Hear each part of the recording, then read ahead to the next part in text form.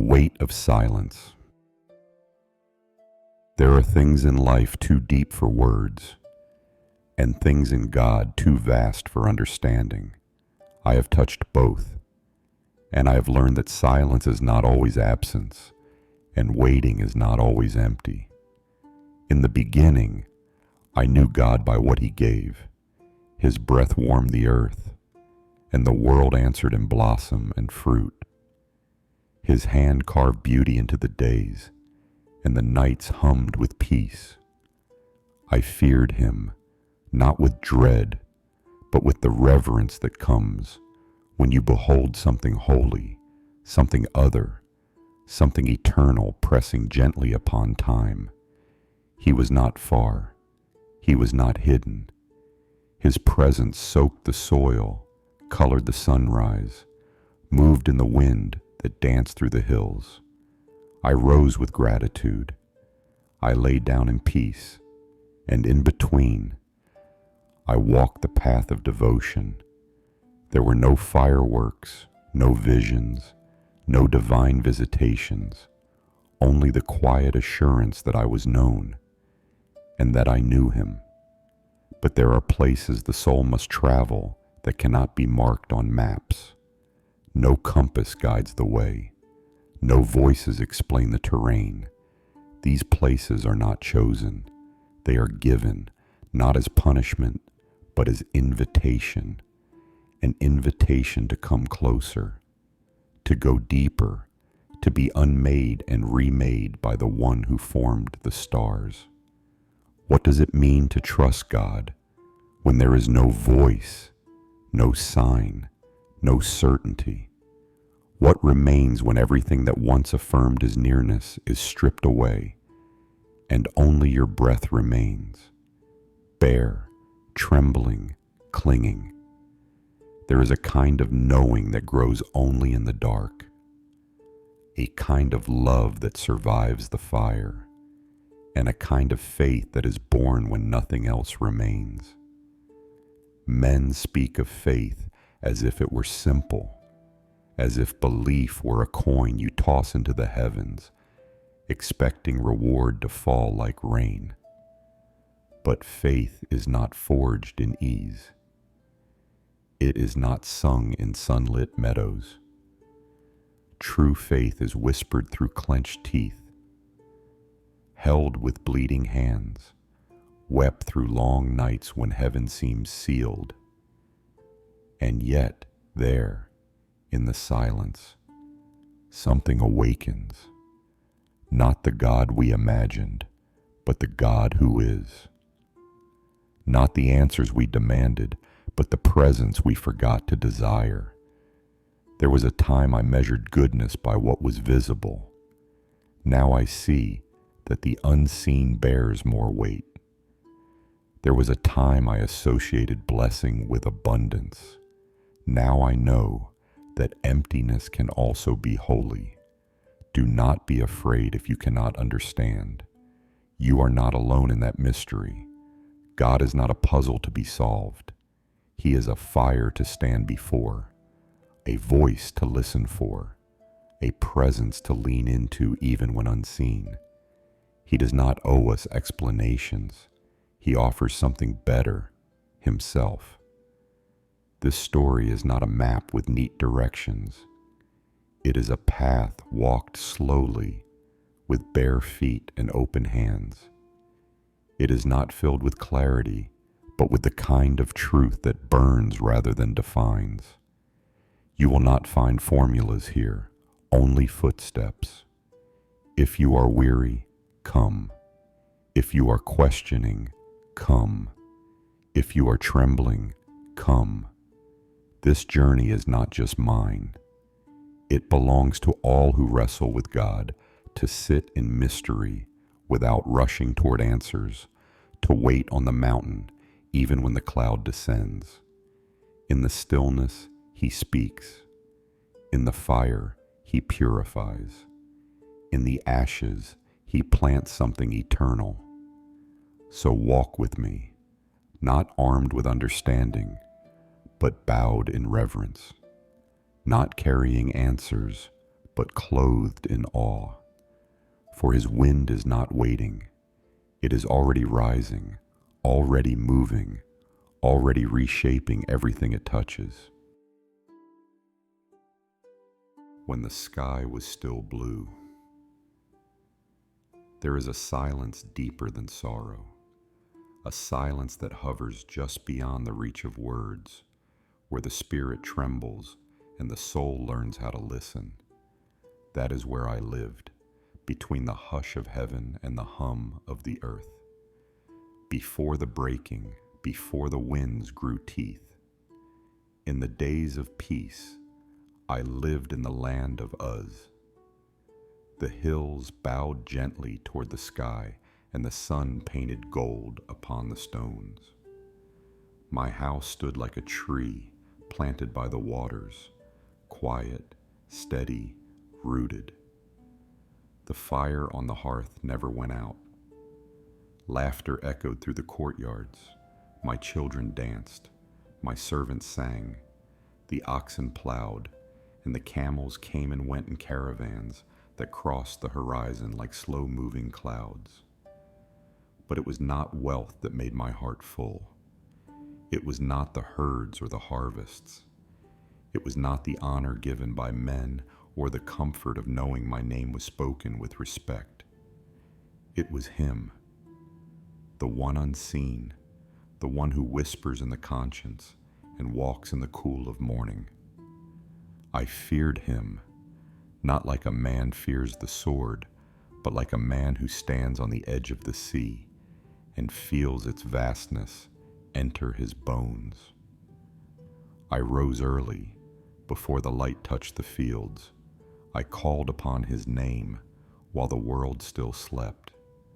I offered burnt sacrifices not only for my own soul, but for my children, just in case, I said.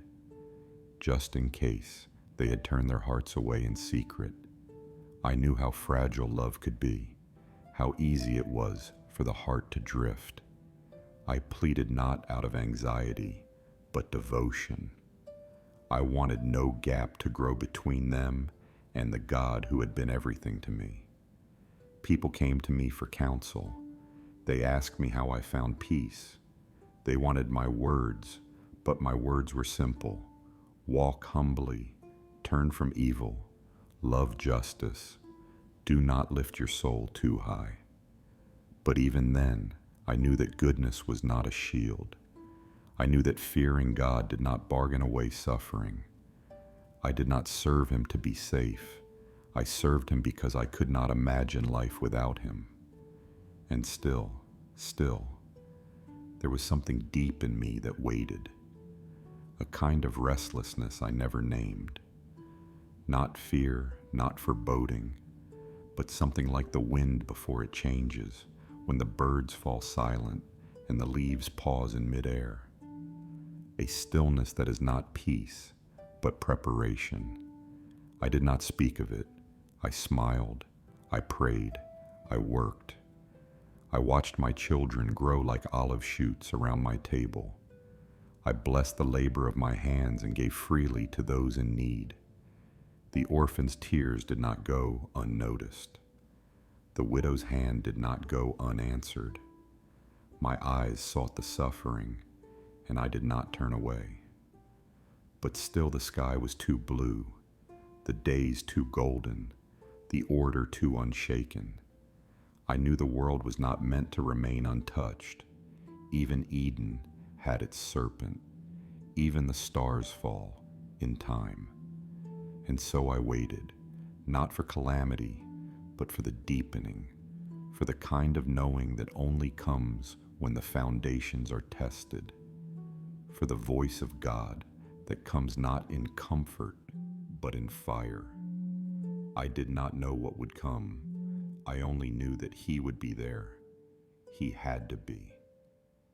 When I closed my eyes at night, I would listen, not for the sounds of the earth, but for something deeper. The echo of a breath I did not make, the rhythm of a heart beyond time, the sense that I was held, even when I could not see the hands. This was my joy, my wealth, my treasure hidden in the field, and if all else faded, I believed he would remain. Yes, the sky was still blue, but the spirit was moving, and somewhere beyond the edge of the visible world, I believe heaven leaned in. When the wind shifted. There are days when the air changes, though no leaf moves. When the sky is clear, but the silence holds a question. When nothing is wrong, yet nothing is quite right. It was such a day. The morning arrived with the hush of dew. Birds stirred in their nests and broke into hesitant song, as though testing the edge of something unseen. The light was golden, warm, but muted. Everything looked the same. And yet, as I stepped outside, I felt it, a turning, not of time, but of something beneath time, a subtle ache beneath the joy, the quiet breath before a word is spoken. Not dread, no, not dread, but something ancient, weighty, like the shifting of tectonic plates beneath the soul. I walked among my fields with hands clasped behind me, passing the rows of barley that nodded in the breeze. The herds moved steadily in the distance, unaware of the stirring I felt.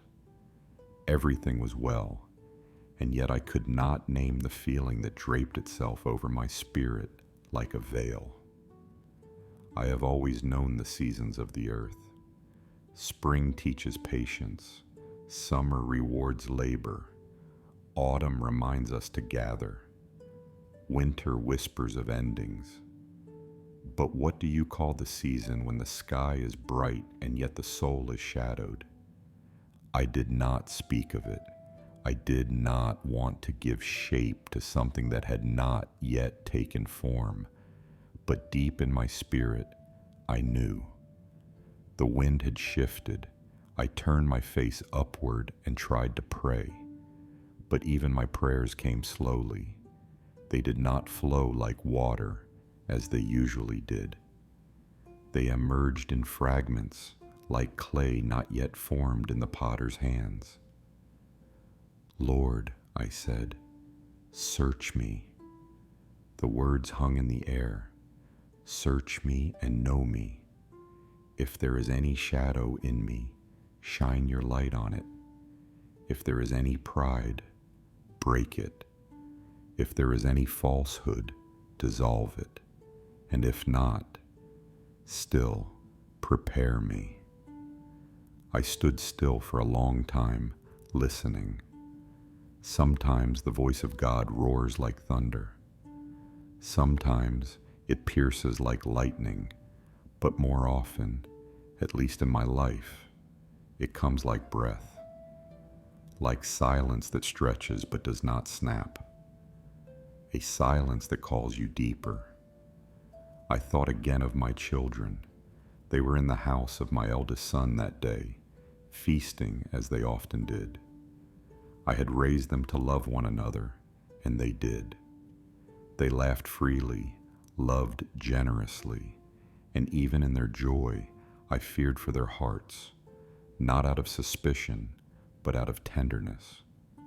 Joy can sometimes lead to carelessness, and the heart, so easily distracted, forgets to thank the giver in the midst of the gift. So as was my custom, I set aside time to offer sacrifices for them, one for each child, one for each heart I had carried since the day they were born. I laid the offerings upon the altar, not with fear, but with reverence. Love always intercedes. A father's heart always stands in the gap. Perhaps they sinned, I murmured, or spoke something light-hearted against you in the joy of wine. Perhaps not, but whether or not they did, I bring this offering, not to control you, Lord, but to honor you, to remind myself that all I have is yours, and to remind my children, wherever they are, that grace flows deeper than they know. As the flames rose and crackled upward, I watched the smoke curl into the sky. It did not speak. It did not spell out a warning. But it moved strangely that day, twisting once in the air, then splitting into two streams, like a fork in a road. I stared longer than I should have, wondering if the heavens were hinting something I did not understand. That night, I could not sleep. My body lay still, but my spirit stirred like a bird with restless wings. I rose from my bed and stepped outside into the dark. The stars were bright, brighter than usual it seemed. They pierced the velvet of the heavens like countless eyes, watching, silent but knowing. I named them as I had done since childhood: Orion, the mighty one; Pleiades, the clustered flame; the bear and her cubs, roaming the north. Who holds you in place? I whispered. Who commands your seasons and tells you when to rise? They said nothing, and yet they echoed what my heart already knew. I was small, and he was vast. I was dust, and yet he had breathed life into me. I was man, fragile, fleeting, and he was God. What is man, I asked aloud, that you are mindful of him? The question had no answer that night, only the silence of stars, only the echo of my breath. And yet I felt seen. I cannot explain it, but I felt that the heavens had paused, that something had looked down, not with judgment, but with intention, as though my name had been spoken in a realm I could not see, as though my life was being held up to the light, examined for something I did not know was hidden. I stood there until the stars began to dim and the east grew pale, and I said very quietly, "Whatever you are doing, let me be found faithful." Then I turned and went inside. I lay down beside my wife, who stirred and murmured something in her sleep, then settled again. I did not tell her about the smoke or the silence or the weight that lingered in the air. Some things are not shared, not because they are secrets, but because they are sacred. And in my soul, I knew this. The sky was still blue. The herds were still grazing. My name was still blessed, but the wind had shifted, and I would never be the same. The messengers. It began with a breath I hadn't yet taken. The day had started like any other, a stillness in the morning light. The hush of wind through olive trees, the soft bleating of sheep in distant fields.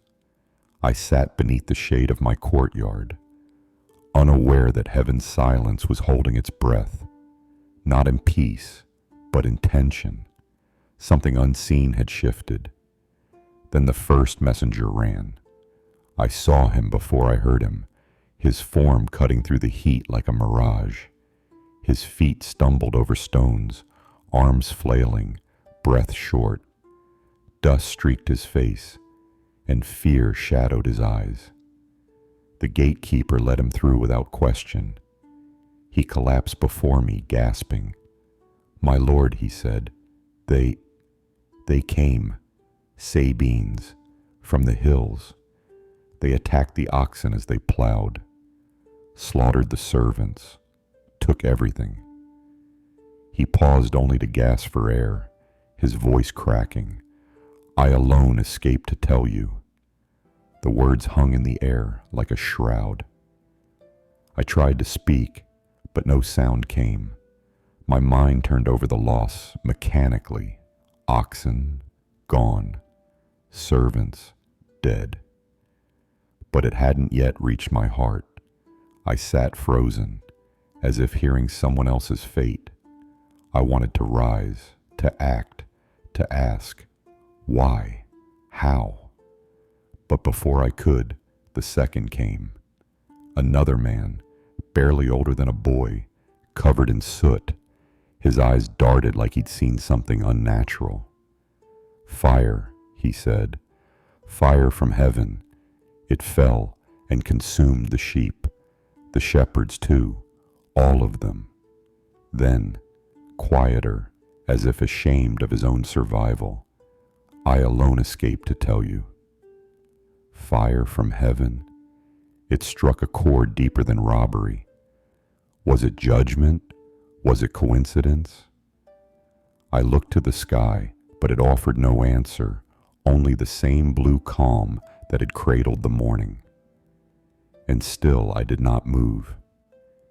As if on cue, the third approached, shoulders slumped from weariness or mourning, I could not tell. His eyes were empty, like a man who had nothing left inside. Chaldeans, he said, almost in a whisper. 3 raiding bands.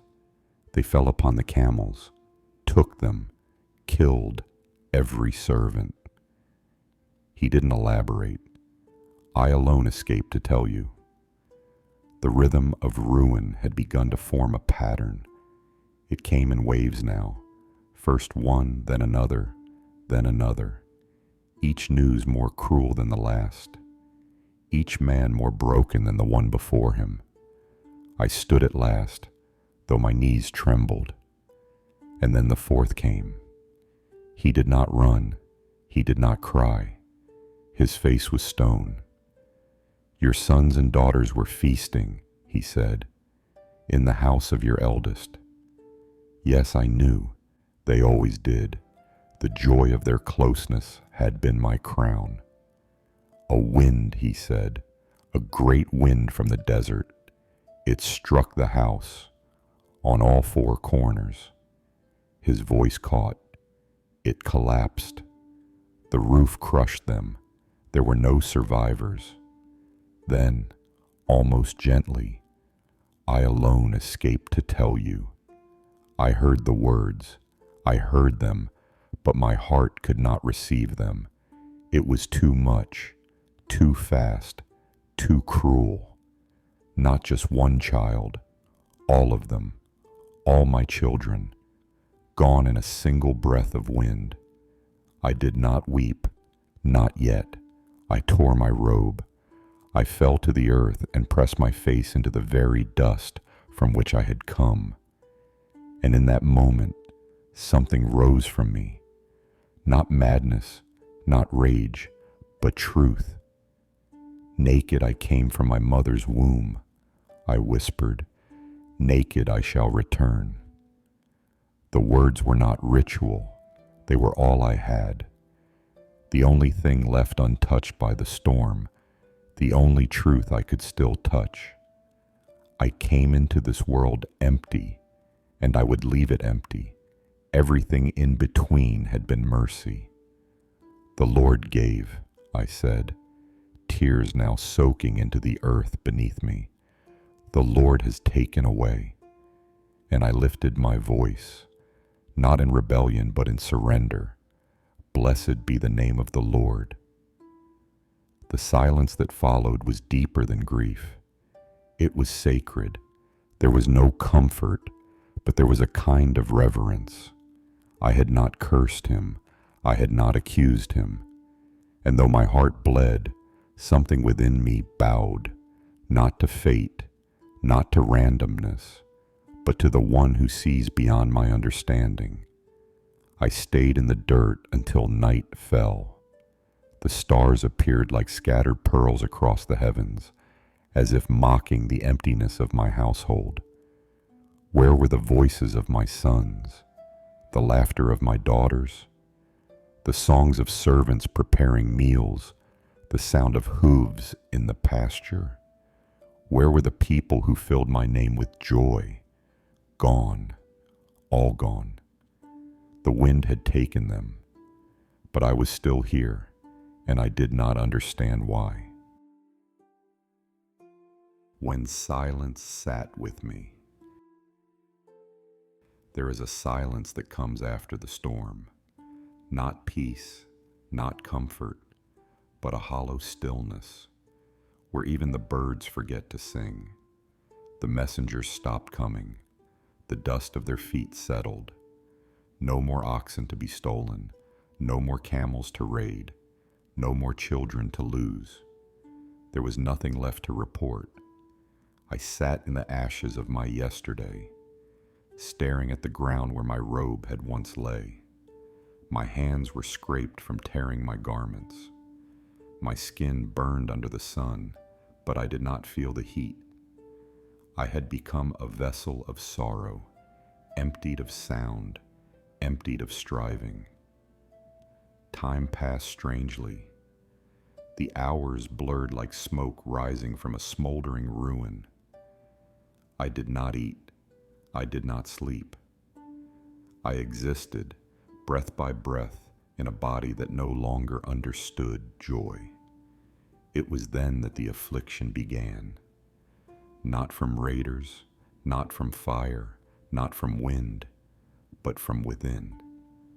Boils, painful, blistering, festering, from the sole of my foot to the crown of my head, as if my very skin rejected me, as if my body joined creation in rising up against me. I scraped myself with broken pottery. I sat on the ash heap, outside the city, among the refuse. It felt fitting. A man reduced to dust, sitting among dust.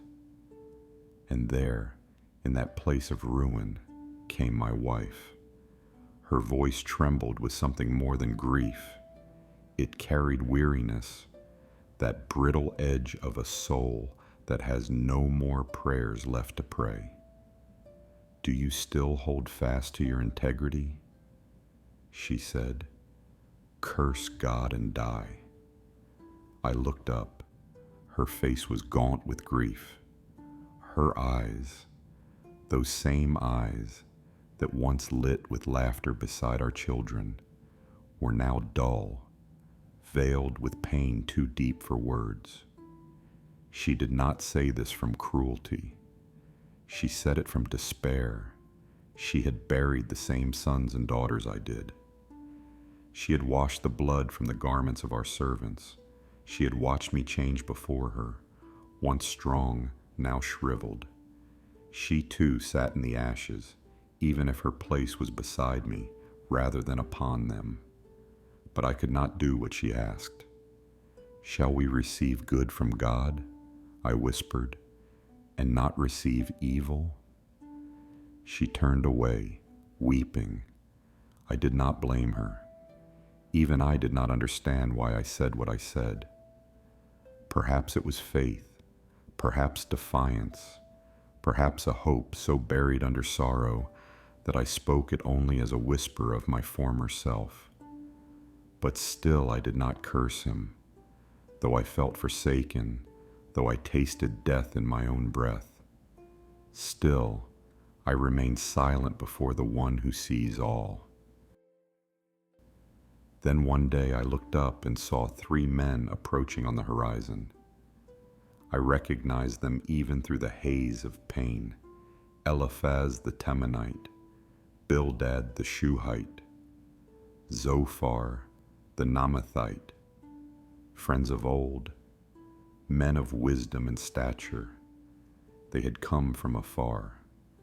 I later learned they had heard of my calamity and arranged to meet, to mourn with me, to comfort me. When they came near, they stopped. They lifted their eyes, and they did not recognize me. They raised their voices and wept aloud. They tore their robes. They threw dust upon their heads. These were not formal gestures. This was not performance. It was mourning, raw and deep.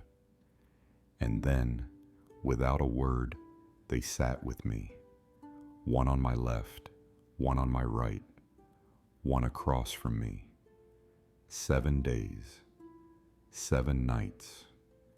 No one spoke a single word. for they saw that my grief was very great. And I must tell you, their silence was a mercy. There are wounds too deep for language. There are questions that cannot bear answers. In that week of stillness, I was not asked to explain. I was not forced to defend God or myself or my sorrow. I was simply allowed to weep without words. We were 4 men sitting on ashes, nothing more. But in that silence, a storm brewed within me. I began to feel it, not just the pain of loss, but the ache of confusion. Was this justice? Was this what righteousness reaped? Had I sinned unknowingly? Had the heavens turned their face from me? I had searched my heart. I had found no secret rebellion, no hidden idol, no wickedness buried beneath the surface. I was not perfect, but I had walked in reverence. I had loved my neighbor. I had offered sacrifices on behalf of my children in case they had even thought of wrong. Why then? Why that question began to pound against the walls of my chest like thunder. The silence no longer comforted me. It mocked me. I wanted to cry out, but I held my peace, not out of strength, out of fear. What would happen if I broke the stillness? Would my voice bring accusation against the Almighty? Would it make me a fool? But I was already a fool in the eyes of the world, a righteous man broken, a blessed man emptied, a man who once stood tall, now sitting in dust. 7 days, 7 nights, not one word. And then something cracked. The silence could no longer hold what had begun to boil beneath the surface. My heart would soon speak, not with answers, but with groaning. Cursed be the day. I opened my mouth, and it felt like tearing cloth. 7 days of silence had sewn up my voice with threads of ash and grief, but the fire inside had grown too wild to be kept. I did not speak to my friends. I did not speak to the wind. I spoke into the ache. Let the day perish on which I was born. The words startled even me. They came not as poetry, but as protest. I was not trying to be profound. I was simply trying to breathe with the pain pressing on my chest. Let that day be darkness, I said. Let no light shine upon it. Let it be a day God forgot. I cursed not God, but the day of my beginning, the day that set the clock ticking toward this devastation. If I had never been born, I would not have tasted such sweetness, only for it to be ripped from my mouth. If I had never drawn breath, I would not have had to lose the sound of my children's laughter echoing in the courtyard. If I had never been cradled in my mother's arms, I would not now lie cradled by boils and dust. Why did I not die at birth? I cried. Why did the knees receive me, or the breasts that I should nurse? There are questions that do not seek answers, only release. There are groans that rise not from the mind, but from the marrow. I remembered how people once looked at me with honor. Strangers bowed. The young stepped aside. The old consulted me for wisdom. I was a shelter for the poor, a father to the fatherless, eyes to the blind and feet to the lame. But now, even the dogs outside the city seemed to snarl at me with disgust.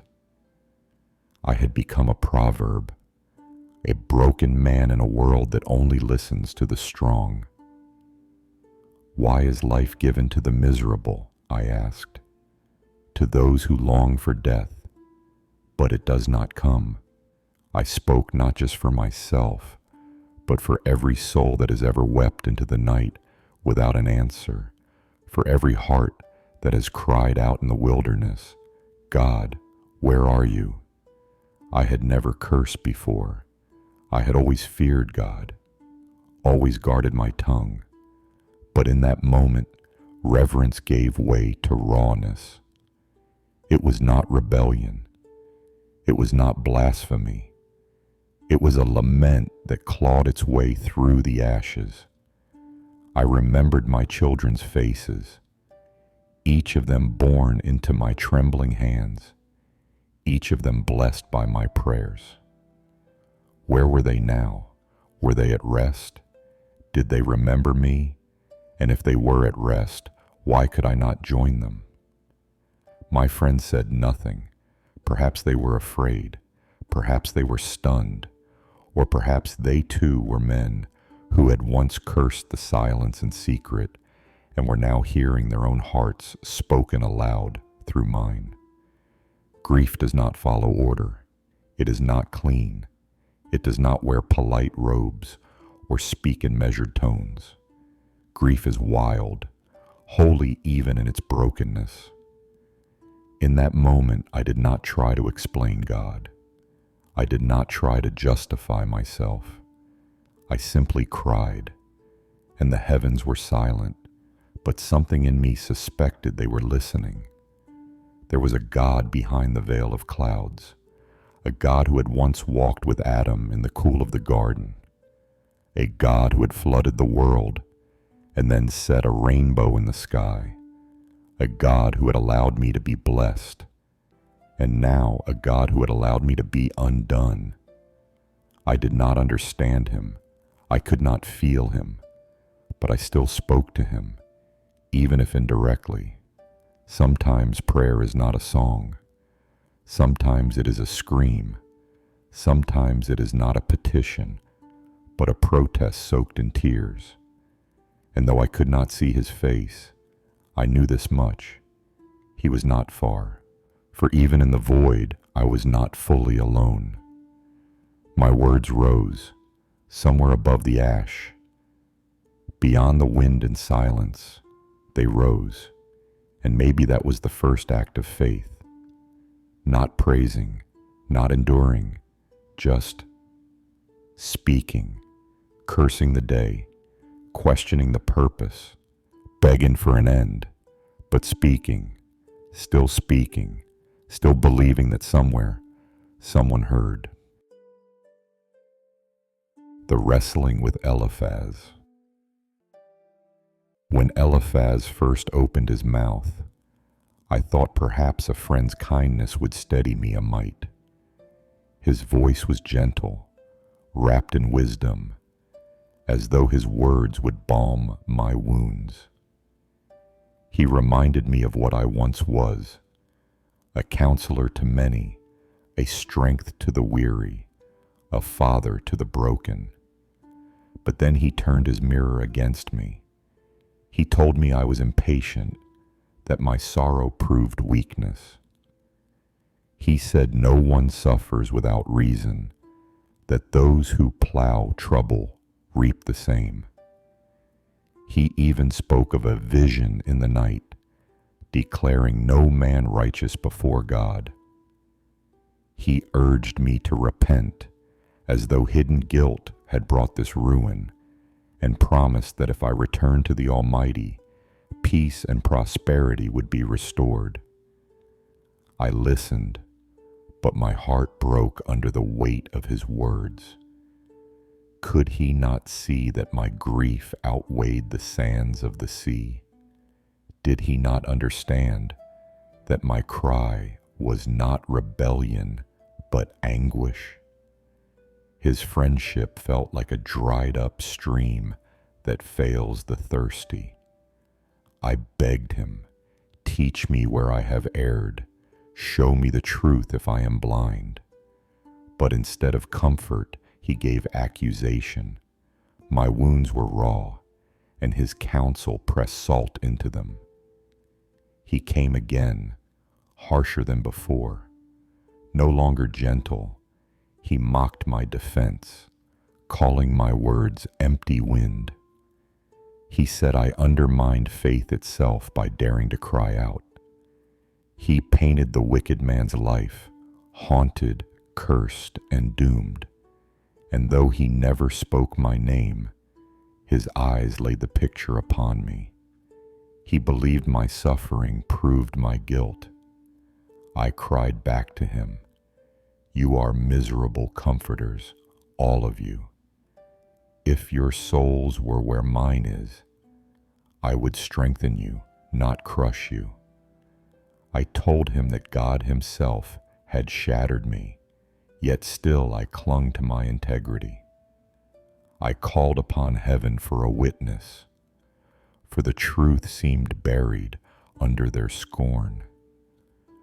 When he spoke a third time, Eliphaz no longer hinted. He accused me outright. He charged me with cruelty, that I stripped the poor of their garments, withheld bread from the hungry, and water from the thirsty. He said I had cast away the widow and crushed the fatherless.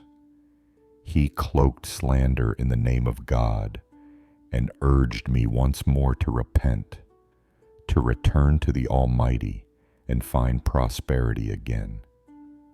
But I would not let his words define me, leave alone defile me. I turned my eyes away from his accusations and sought the face of God. If only I could find him, if only I could bring my case before his throne. I know he would not crush me with false charges, for I have walked in his ways and not turned aside. Yet Eliphaz and his companions see suffering and call it sin, while I see the world and know better.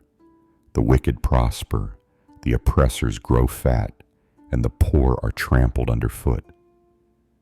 Does their belief in God explain this?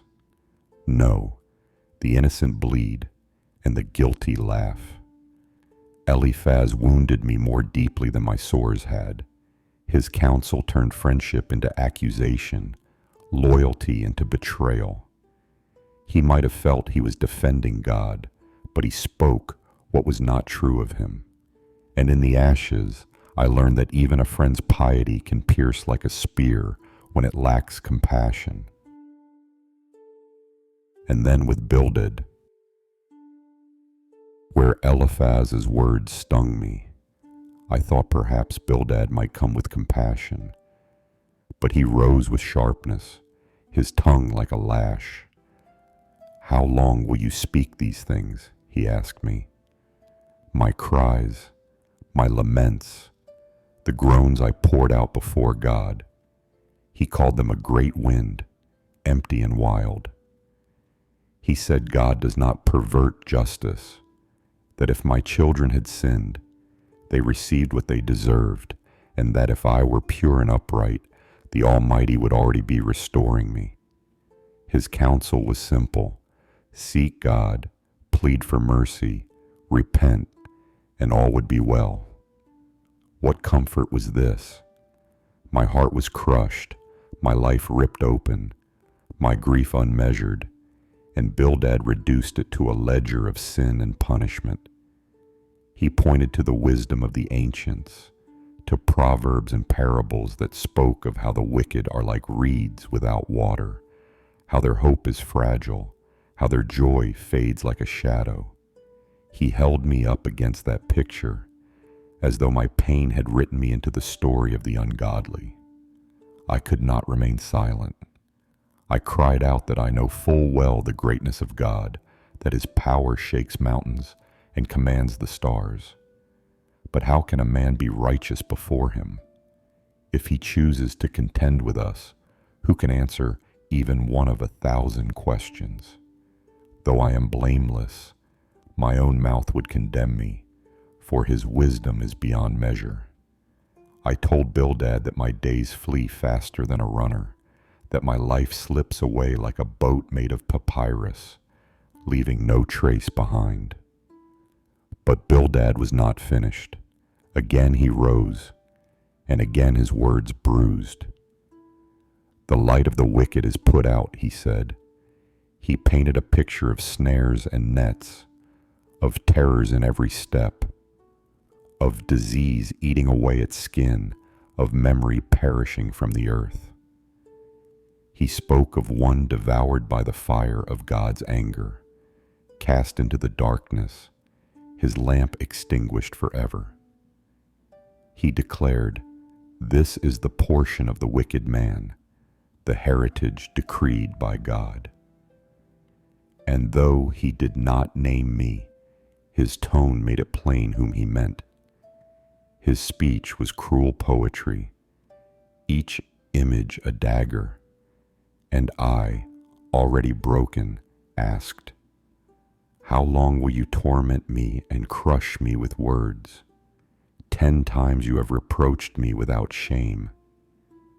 If indeed I have erred, my error remains with me, but must you exalt yourselves over me, pointing to my disgrace as if you were righteous because I am ruined?" I pleaded that God himself had wronged me, fencing me in, stripping me of honor, breaking me down on every side. I told them my friends had failed me, relatives gone, servants ignoring me, even children mocking me. My bones clung to my skin, and all I longed for was pity. Yet Bildad's words offered none. And then, when he rose a third time, his voice grew smaller, his argument thin. "Dominion and fear are with him," he said of God. "How can man be righteous?" But his strength was gone, and he offered no comfort, only the echo of Eliphaz's refrain that my suffering proved I was guilty before the Almighty. I could not hold back. I declared my innocence with trembling lips. I said I would never put away my integrity, not until my last breath. Let them call me what they will. I know my Redeemer lives, and that at the last he will stand upon the earth. Though my skin be destroyed, yet in my flesh I shall see God. Bildad's accusations pushed me to despair, but in a strange way, they also pressed me toward hope. If no friend on earth would believe me, then my witness was in heaven. Let them heap their judgments. I will wait for the one who knows the truth. With Zophar. If Eliphaz wounded me with his reason, and Bildad with his insolent imagery, then Zophar struck me with blunt cruelty. He had no patience for my cries, no room for compassion. He accused me to be a man full of empty words, a mocker whose speech should be silenced. "Know this," he said, "God exacts of you less than your guilt deserves." Less? I who had lost children, wealth, health, and honor. Was I to believe that all of it was mercy compared to what I truly deserved? His words fell like stones, not to build me up, but to bury me. He urged me to repent, to stretch out my hands, to put away sin. Then he said, my face would shine, my life would rise again like morning light. But if I refused, I would perish. My hope would be no more than the last gasp of a condemned soul. I trembled at his certainty. He spoke as if the mysteries of heaven were spread open before him, as if he knew the hidden counsel of God. But who among men can claim such knowledge? Can we find out the limits of the Almighty? His wisdom is higher than the heavens, deeper than Sheol. How then did Zophar speak as if he sat in God's counsel? I lifted my voice against him. Truly you are the people, I said, and wisdom will die with you. But I have understanding as well as you. Who does not know such things as these? I had lived in the fear of God all my days, offered sacrifices for my children, walked in integrity. Yet now I was mocked, despised, treated as though my suffering proved my guilt. I told him that the tents of robbers prosper, that those who provoke God often live secure, though they carry idols in their hands. So much for his understanding of sin and punishment. But Zophar returned with fury. He painted the fate of the wicked in dark, sweeping strokes. He said the triumph of the ungodly is brief, their joy but for a moment. He spoke of food turned to venom in the belly, of riches swallowed up, of terror overwhelming, of heavens revealing iniquity and earth rising up against them. His vision of the wicked man was that of a devoured soul, swallowed whole by God's anger, leaving nothing behind but ashes. And though he too spoke without naming me, the shadow of his words fell heavy on my head. I felt the sting of betrayal again. Friends who should have wept with me instead sharpened their tongues against me. I said to them, "How long will you torment my soul and break me in pieces with words? If I have sinned, it is between me and God. But you heap false charges upon me. And for what? To prove yourselves righteous by declaring me wicked?" In my despair I cried that the earth itself might not cover my blood, that my cry would find its way to heaven. For even if Zophar and the others abandoned me, I knew there was one who bore witness to my tears. My Redeemer lives. Though worms destroy this body, yet in my flesh I shall see God. Zophar silenced me with accusations, but in the silence that followed, my hope began to rise. His words pressed me deeper into loneliness, but that loneliness became a prayer. For if men misjudged me, then surely the Almighty Himself would one day answer. The God who won't speak. And then a total overarching silence. The silence of men is one thing, but the silence of God, that is a void that trembles with thunder you cannot hear, a stillness that swallows the soul.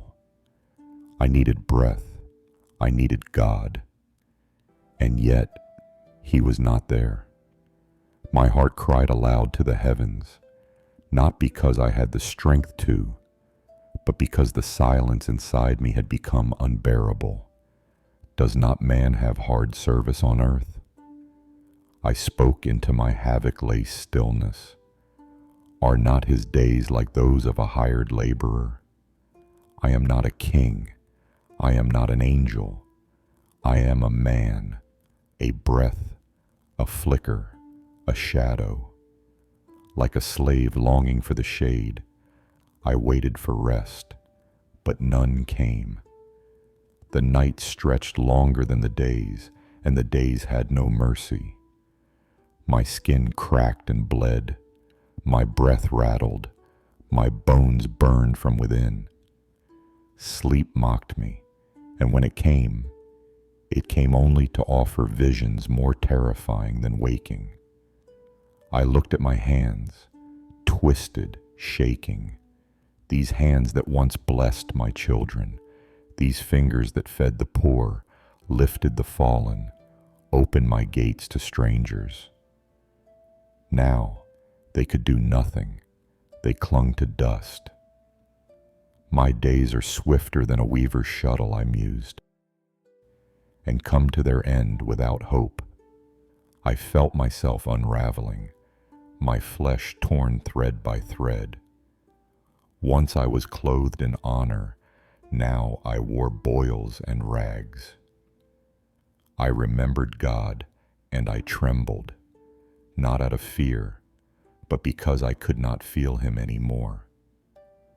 What have I done, Lord? I who feared You, I who walked upright, who turned from evil, who taught others to bless Your name. Where are You now? Remember, O God, My heart wept that my life is a breath. My eye will never again see good. The eye of him who sees me will behold me no more. While the cloud fades and vanishes, so he who goes down to Sheol does not come up. Is this what it means to be a man? To be seen for a while, then forgotten forever? I felt the grave yawning wide, not just beneath my body, but beneath my soul. And yet I still breathed. I did not restrain my mouth. I spoke in the anguish of my spirit. I complained in the bitterness of my soul. If I cannot bring my pain to the altar, then what kind of worshiper am I? Am I the sea or a sea monster that you set a guard over me? What had I done that I should be hemmed in like a danger to the cosmos? Was I so powerful that you must crush me to keep the heavens stable? When I lie down, I think, when shall I rise? But the night drags on, and I am filled with restlessness till dawn. My flesh is clothed with worms and dirt. My skin hardens, then breaks open again. I whisper to you, God, do you hear? Are you watching me only to test me? Will you not look away even long enough to let me swallow? What is man that you make so much of him?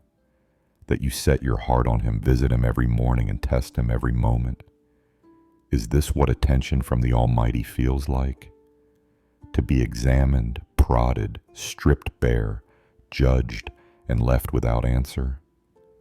I was not asking for reward. I was not asking to rise again to wealth or comfort. I was asking to be seen, not as a case, not as an object of divine policy, but as a man, a grieving, broken man. Why do you not pardon my transgression? Why do you not take away my iniquity? If I have sinned, tell me. But if I have not, then why the silence? I will soon lie in the dust. You will seek me, but I will be no more, and still you do not answer. The heavens remain closed, and I, who once danced in the dawn of your favor, now sit beneath a sky of bronze. If a man dies, will he live again? I sat among the ashes again that morning, the dust caking to my sores like a second skin. My breath came slow, my body too frail for anger, too tired for argument. My friends had grown quiet. Even they, in all their certainty, had no more words. But the questions would not stop. If a man dies, I whispered to the wind, will he live again? The words trembled in the air. They were not spoken to my friends. They were not shouted to heaven. They were spoken inward, into the hollow of my chest, into the aching silence where God's voice used to live. I did not know if there was an answer, but I asked anyway. What is this life, that it burns so brightly for a moment, then disappears like a puff of smoke? We toil, we rejoice, we weep, we love. We plant and build and raise sons and daughters. But what remains? I remember the strength in my son's arms, the laughter of my daughters echoing through the halls. Where are they now? Beneath the earth? Gone like breath on a mirror? And what of me? My days are numbered, that I know. Each sunrise is a mercy, but also a countdown. If only you would hide me in the grave, I said to the sky, and conceal me until your wrath is past. Appoint me a set time, and remember me. What a strange thing to pray, to ask the God who feels absent to remember.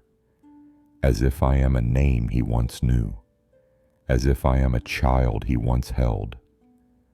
I do not ask for endless days. I ask only that my death not be the end, that if I go down to the grave, I will rise again. Could that be? Could there be more beyond the veil? Could these bones, dry and cracked, one day rise with breath again? Could the soul, pressed down by sorrow, stand in the light and sing? If a man dies, I asked again, will he live? All the days of my hard labor, I will wait until my renewal comes. It was a hope I could not explain, not logic, not doctrine, just the whisper of something beyond the grave. You would call, and I would answer you. You would long for the work of your hands. Could it be that God would one day long for me? Could it be that He, the Eternal One, would not forget His creation, would not discard His servant like worn cloth, would not leave me to rot in dust? Oh, that would be enough. To know that the grave is not the end, to know that this aching, broken body is not the last word, to know that beyond the silence there is a voice, and beyond the pain, a hand reaching out. Even as I whispered these longings, despair crouched near, ready to pounce. For now you number my steps, but do you not watch over my sin? My transgression is sealed up in a bag. You sew up my guilt. You build walls I cannot climb. You carve canyons with the weight of your silence. Man decays like a stone worn down by water. Even mountains crumble. So what am I? A breeze? A dying leaf? A clay jar cracked in the sun? I tried to rise in hope and sank again in grief. I tried to see beyond the grave, but the shadow was thick. Man lies down and does not rise, I said, till the heavens are no more. How long, Lord, will you not look once more upon me with favor? You made me with care, knit me together like a weaver at his loom. You granted me life and showed me kindness. You watched over my breath, and now you crush me. You hunt me like a lion. You pour out your wrath on me again and again. You renew your witnesses against me and increase your anger toward me. Why? Why did you bring me out of the womb? Would that I had died before any eye saw me. I do not curse you. I cannot. Even in my pain, I believe you are holy. But I do not understand you. You have hidden yourself. You who once walked with me in the garden breeze, now remain behind a wall of thunderclouds. And I, broken and bleeding, press my face against the stones and ask only this: if I die, will I live again? The whirlwind. The wind came suddenly, not a gentle breeze, not even a storm, but a violent breath that tore through the silence, a force unseen yet undeniable, wrapping itself around me as if it had hands. It did not brush past me, it seized me. It howled with the cry of 1,000 voices, pressing against me, shaking the marrow within my bones. This was no ordinary wind. It carried weight, a presence, a command that silenced thought and left only trembling. In that moment, I knew I was not standing in weather. I was standing in wonder, in terror, in the shadow of the Almighty's breath. It did not knock down trees. It knocked down my pride. It did not split rocks. It split me open.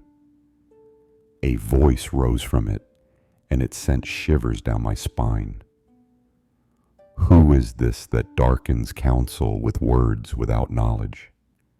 I had spoken so many words, words of grief, words of protest, words meant to reach the heavens and force God's hand. But they had not pierced the clouds. They had only tangled my soul.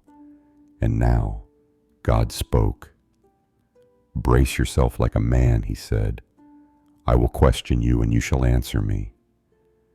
I did not brace myself. I fell. My knees gave way beneath the weight of that voice. My soul collapsed into silence. He did not accuse me. He did not explain himself. He revealed himself. Where were you when I laid the foundation of the earth?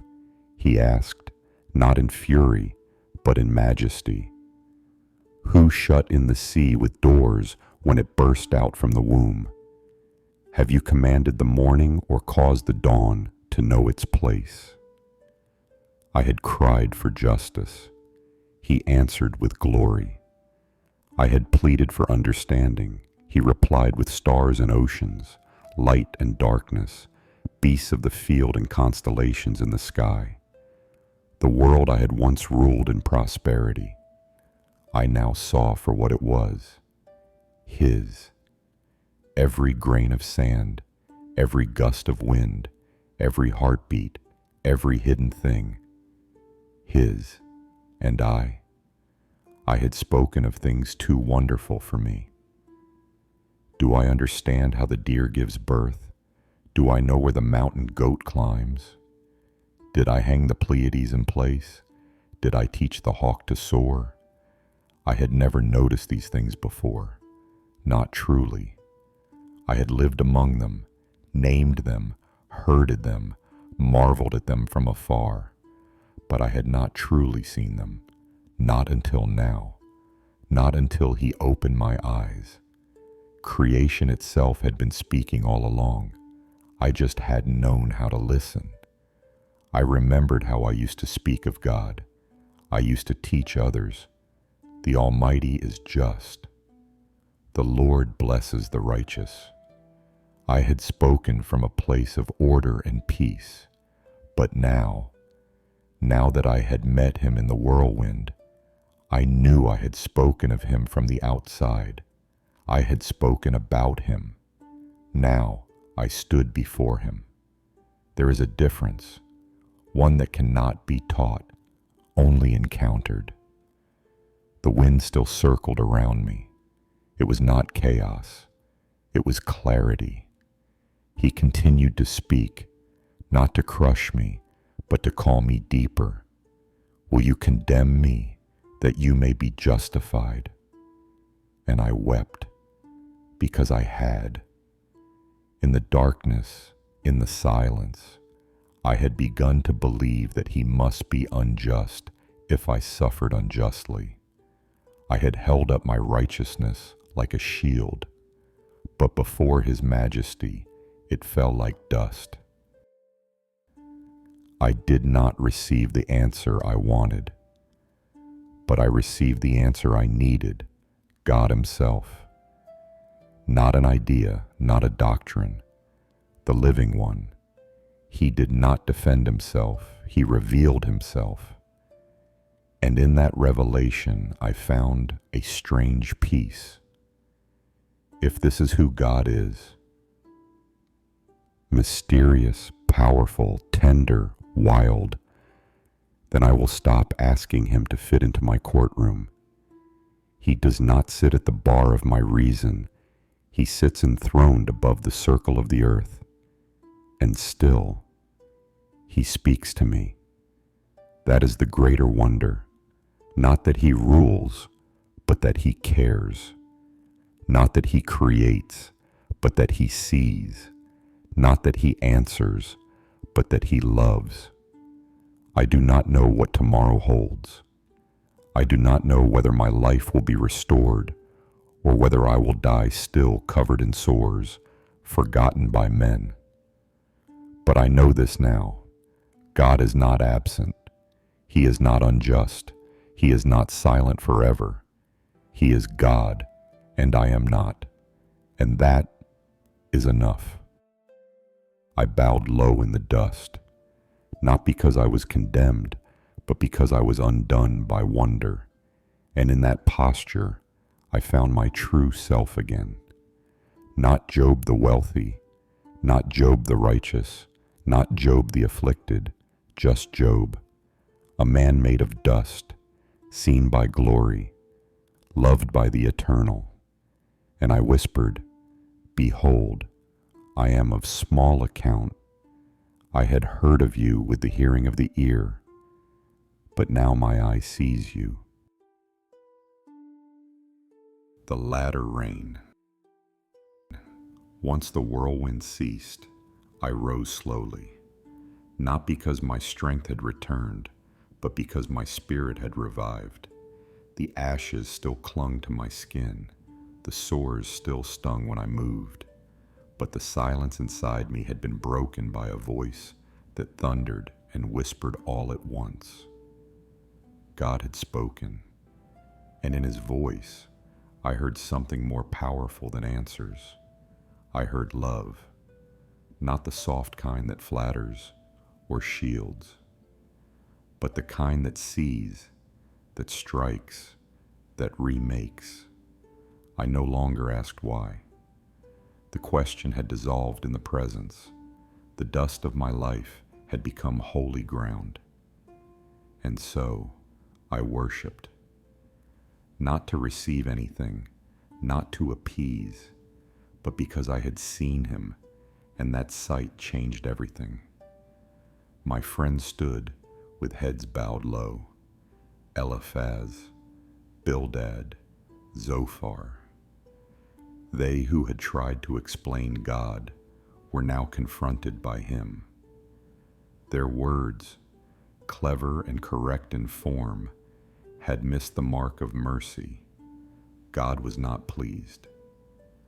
But strangely, he did not strike them. He asked me to pray for them. The one broken, accused, emptied of everything, was now asked to stand as intercessor. I could have said no. I could have held my wound up as a wall between us.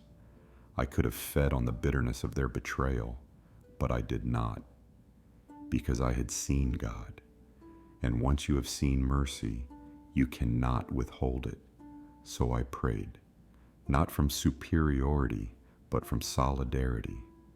We were all dust, all needy, all small, all hoping to be heard. And God heard. He restored them. He forgave them. And in that moment, so did I. Then came the rains.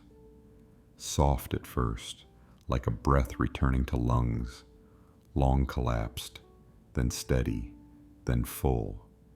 The parched fields drank deeply. I stepped out into the sun for the first time in what felt like years, and the sores began to fade. Not instantly, but surely. My wife came beside me again. Not the woman of anger who told me to curse God, but the one who wept with me in silence when the graves had all been dug. We grieved together, we healed together, and one day we started to dare hope again, and slowly yet surely God restored everything, twice over. The oxen, the camels, the sheep, the servants, all returned, as if the earth had exhaled life again. But it wasn't the same as before. I wasn't the same. The riches no longer defined me. The status no longer consumed me. Even joy itself had changed. It had become quieter, deeper, more holy. And then came the children, 7 sons, 3 daughters. Their names were not chosen lightly. The first I named Jemima, daylight, for after darkness she brought a new dawn. The second I called Keziah, fragrance, for out of ashes a sweet aroma still rises. The third I named Karen Hapach, horn of beauty, for God had lifted my head, And my daughters, oh, how radiant they were, not just in form, but in spirit. I gave them inheritance alongside their brothers, because something in me no longer bowed to tradition, but to truth. The days stretched long again. I lived to see my children's children and their children after them. Each smile, each birth, each meal shared in laughter. All of it felt like a gift, pressed into open hands. I still bore scars. Not all wounds disappear, but they stop bleeding. Some became sacred, memorials of the valley I had walked with God. And I told my grandchildren the story, not just of what I lost, but of what I found, that God is not just a builder of galaxies, but a listener of groans, that his silence is not absence, that his justice does not always arrive on the day we expect, but it does arrive, that suffering is not always punishment, that blessing is not always reward, that sometimes the storm is the answer, and that love, real love, sometimes tears before it heals. So here I am, an old man, full of years, full of stories, but most of all, full of God. I do not say that lightly. I say it from the dust. I say it from the grave of my children. I say it from the edge of the whirlwind. I say it as one who was emptied and filled again. When Job cried out for answers, God did not hand him explanations, but asked him questions. From our view, it feels confusing, but from God's side, it is love. God wants us to see that He has already looked at every possible way the world could exist. He chose this one, not as an accident, not as a wannabe, but as the best place where freedom, love, and redemption could grow. If God removed all pain, He would also erase courage, choice, and the beauty of love freely given. Even the chaos we fear is not outside His rule. It exists within limits He set. God's questions remind us that we cannot see what He sees, but we can trust His wisdom. His heart is not distant. He binds Himself to this creation and walks with us through its struggles. God reminds us that a painless world would also be a loveless one. If everything was safe and controlled, we could never choose faith, show courage, or give love freely. But in this world, even with its shadows and struggles, we are given the chance to trust Him, to repent, and to love in ways that matter for eternity. Our trials are not meaningless. They are the soil where the deepest virtues take root and grow. When God spoke of Leviathan and Behemoth, He was not distracting Job, but He was showing that even the most fearsome powers are still within His control. Evil and chaos itself has a place in His creation, and though it looks overwhelming, it cannot move outside the limits God has set. We may not be able to master such forces, but God reminds us that He already holds them in His hands. In our hardest moments, we may not get answers to all our why questions, but we can rest in this.